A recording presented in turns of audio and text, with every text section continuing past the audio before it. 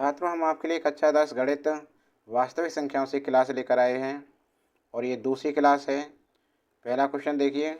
और क्लास पर आगे बढ़ने से पहले ऐसे छात्र जो चैनल पर पहली बार आए हैं, चैनल को सब्सक्राइब कर लें और नोटिफिकेशन चालू कर लें। प्रश्न देखो, 1 से 10 तक की संख्याओं दोनों सम्मिलित हैं, 1 और 10 दोनों सम्मिलित हैं, में से सभी संख्याओं से विभाज्य न्यूनतम संख्या है।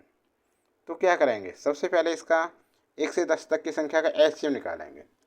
सॉल्यूशन के लिए 1 से 10 तक की संख्याओं का एलसीएम क्या लेंगे? एलसीएम लेंगे। तो एलसीएम क्या होगा? एक का कितना? 1 गुणा 2 का 2 बराबर 1 गुणा 2 3, 1 गुणा 3 4 का, 1 गुणा 2 गुणा 2 5 का, 1 गुणा 5 और फिर 6 का, 1 गुणा 2 गुणा 3 7 का, 1 गुणा 7 8 का, 1 गुणा 2 गुणा 2 गुणा 2 9 का, 1 गुणा 3 और 10 का, 1 गुणा 2 गुणा 5। ये हो गया। तो इसलिए एलसीएम बराबर क्या होगा? एक तो 1 है, सभी मिल रहा है, सभी मिले हुए लिखते हैं। फिर देखो 2 1 ये हो गया, ये जो मिल रहे हैं ये 2 हो गया। फिर 2 और कहीं मिल रहा है, 1 2 2 और 1 ये रहा 2। ठीक है ना? उसके बाद 3 देखो, 3 1 ये रहा और 1 ये रहा और 1 ये रहा, 3 और 1 शेष बच रहा है, ये 3 ये हो गया 3 गुणा। इसी प्रकार 5 फिर 7 5 2 हो गए, 7 सिंगल है और नहीं है, सबकी गुणा कर दूँ, देखते हैं कितनी आती है गुणा। तो देखो 1 2 दूनी 4 दूनी 8 3 दिया 9 8 निम 72 72 हो गए, 5 7 35 हो गया। गुणा करो इसकी, 5 दूनी 10 इसका 1 5 7 35 और 1 36 6 हासिल गए 3 और 3 दूनी 36 का 36 3 दूनी 6 3 7 21। अब इन्हें जोड़ो 0 6 6 12 हासिल का 1 3 4 1 5 और 25 20 आंसर। तो विकल्प कौन सा है? ध्यान दो, विकल्प डी करेक्ट आंसर है। समझ में आ गया ना? कुछ था इसमें? कुछ नहीं था। अगला प्रश्न देखो फटाफट। यदि m बराबर 5 और n बराबर m प्लस 7 तो root m square plus n square का मान होगा 65 26 13 17। 65 26 13 17। तो देखो सॉल्यूशन देखिए फटाफट इसका। इसमें क्या दे रखा है? m बराबर 5 n बराबर 7। तो इसका मान पूछ रहा है, कुछ भी नहीं है इसमें। तो रूट 5 का वर्ग प्लस 7 का वर्ग, 5 का वर्ग 25 7 का वर्ग उड़न नहीं, n बराबर m प्लस 7 है। सुनो, m प्लस 7 5 प्लस 7 बराबर 12। तो ये होगा 12 का वर्ग। 12 का वर्ग कितना होता है? 144। जोड़े 169 हो गया और इसका रूट कितना होता है? 13। आ गया आंसर। विकल्प कौन सा है? विकल्प सी करेक्ट आंसर हो गया। ठीक है ना? अगला प्रश्न देखिए। व्याख्या कीजिए कि क्यों इतने एक भाज्य संख्या है। भाज्य संख्या कौन सी होती है? ऐसी संख्या जिसके 2 या 2 से गुणनखंड हो। भाज्य संख्या, भाज्य संख्या ऐसी संख्या जिसके 2 या 2 से अधिक गुणनखंड हो।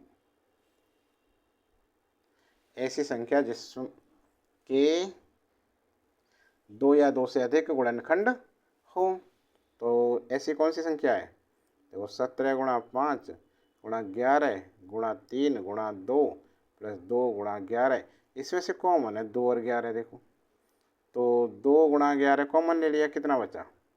17 गुणा 5 गुणा 3 प्लस 1 गुणा 2 गुणा 11 रहने दो इसे गुणा। अब देखो 5 × 15, 17 × 51, 5 5 × 5 = 25, 255, 255 और 1 कितने हुए? 2 गुणा 11 गुणा 256। चाहो तो 256 के गुणनखंड कर सकते हैं। 256 के गुणनखंड क्या होते हैं? ये होते हैं 2 दूनी 4 दूनी 8 दूनी 16 दूनी 32 दूनी 64 दूनी 128 दूनी 256। देखो 256 फैक्टर होते हैं 2 दूनी 4 दूनी 8 दूनी 16 दूनी 32 दूनी 64 दूनी 128 दूनी 256। तो 1 2 3 4 5 6 7 8 कितने आए? 256 के फैक्टर होते हैं 2�8। अब 2 गुणा 11 गुणा 2�8, चाहे इसे ऐसे लिख सकते हैं 2�9 गुणा 11।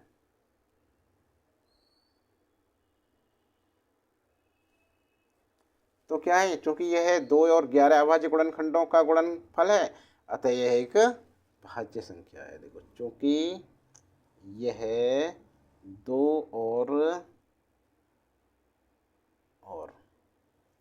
11 अभाज्य गुणनखंडों का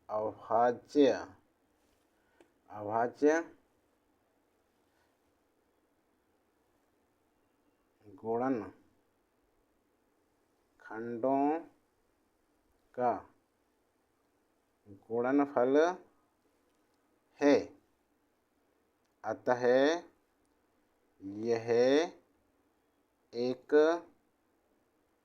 भाज्य संख्या, कंपोजिट संख्या है। भाज्य को कंपोजिट भी बोल देते हैं, ठीक है ना। अगला प्रश्न,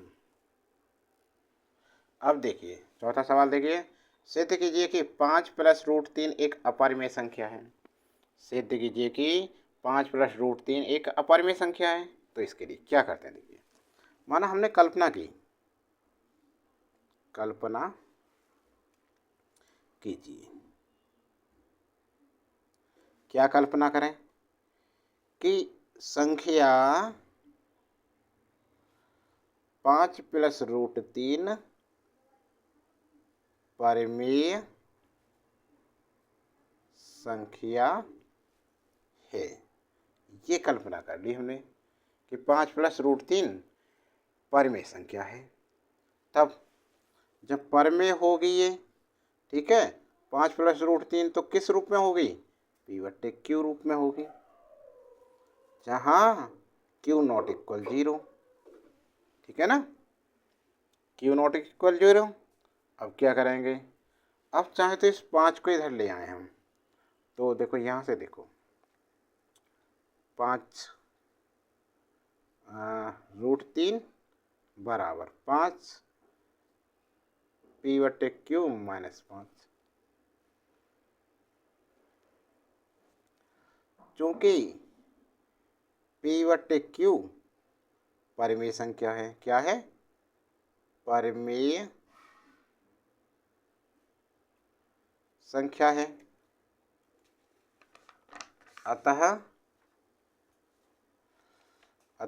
P/Q - 5 भी परिमेय संख्या होगी। परिमेय संख्या होगी। P/Q - 5 भी परिमेय संख्या हो गई। चूंकि P/Q - 5 बराबर √3, तब P/Q - 5 परिमेय है। कैसी है? परिमेय है। इसलिए √3 भी परिमेय संख्या। √3 भी एक परिमेय संख्या है, परंतु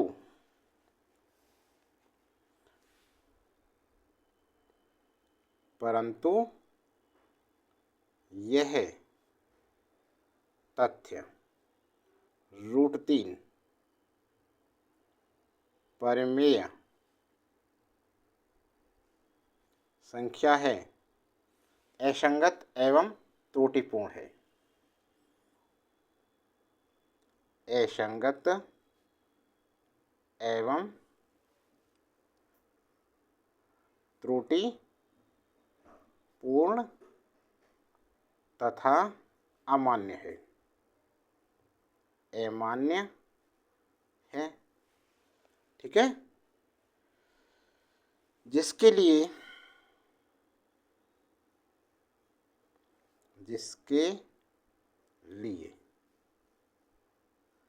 हमारे द्वारा की गई कल्पना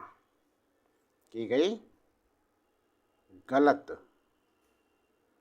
कल्पना है, उत्तरदायी है। इसलिए संख्या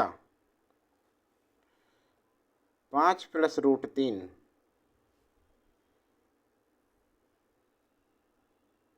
परिमेय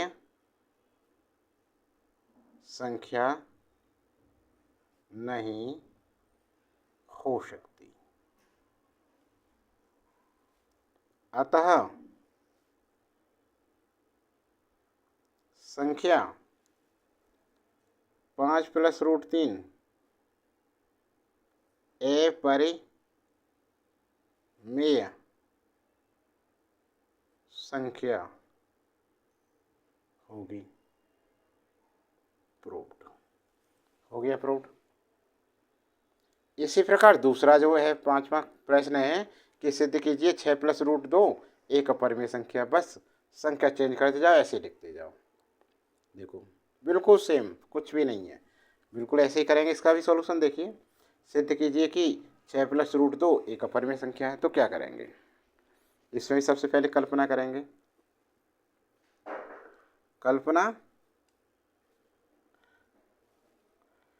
कल्पना कीजिए, सेम ऐसे ही लिखेंगे। कल्पना कीजिए कि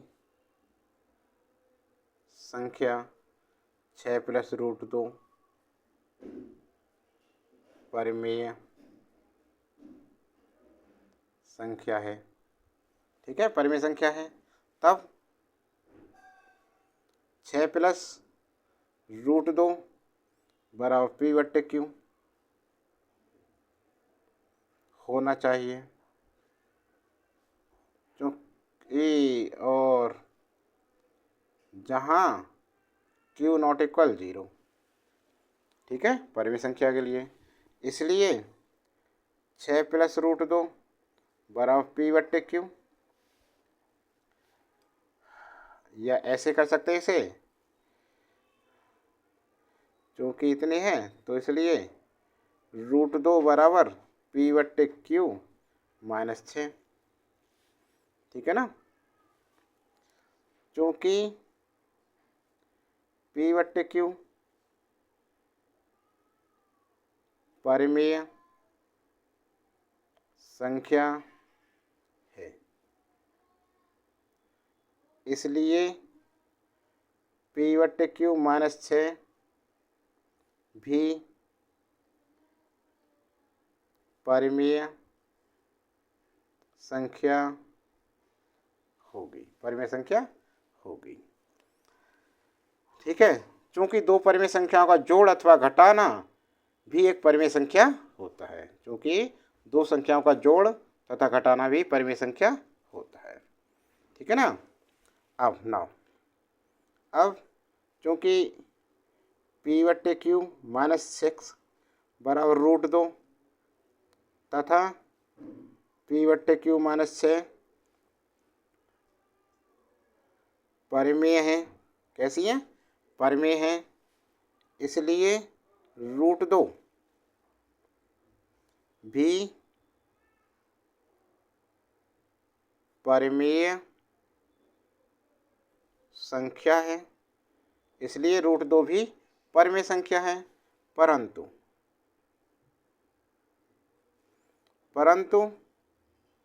यह तथ्य कि √2 परमेय